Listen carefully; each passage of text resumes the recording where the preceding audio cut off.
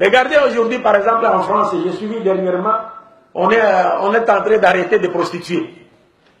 Et d'arrêter aussi les hommes qui sortent à la recherche des prostituées.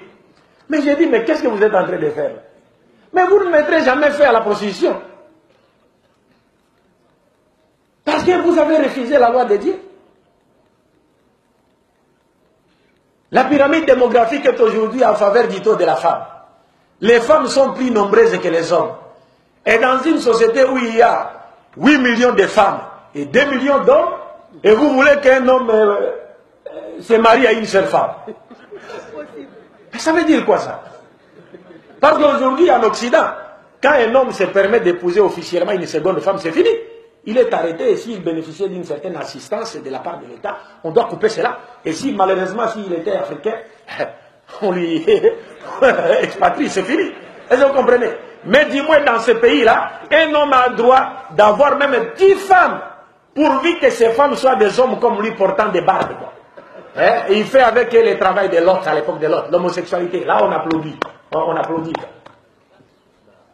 Mais quand il prend une femme naturelle, il se donne. Non, pourquoi ça? Est-ce que vous comprenez? Et aujourd'hui, on commence maintenant à arrêter les prostituées. Mais vous ne ferez rien. Vous n'allez pas mettre fin à la prostitution. Parce qu'il y a un savant français, Étienne Dinet, qui a dit, une société qui adopte la monogamie comme étant la seule forme du mariage, au détriment de la polygamie réglementée, cette société connaîtra 3 conséquences graves. La première conséquence, la prolifération de la prostitution. La seconde, les enfants illégitimes. Et enfin, la troisième, les célibats. C'est-à-dire que des femmes seront condamnées à demeurer célibataires jusqu'à la fin de leur vie. Elles pourront avoir la vie, sauf en acceptant le système islamique. Est-ce que vous comprenez? Donc nous vivons maintenant à cette époque. Pourtant, même dans la Bible, Ésaïe chapitre 4, verset 1, Dieu dit, il arrivera un moment où 7 femmes s'attacheront à un seul homme et lui diront, nous nous vêtirons nous-mêmes, nous allons nous nourrir nous-mêmes, fais-nous seulement porter ton nom pour enlever notre honte.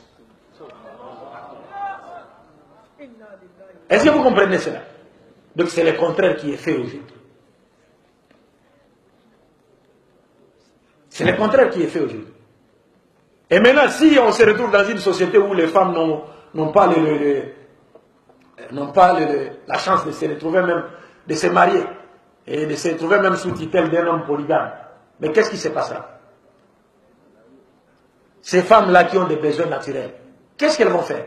N'est-ce pas qu'elles vont développer des stratégies visant à attirer et les hommes mariés et les hommes non mariés dans les mailles de leur filet?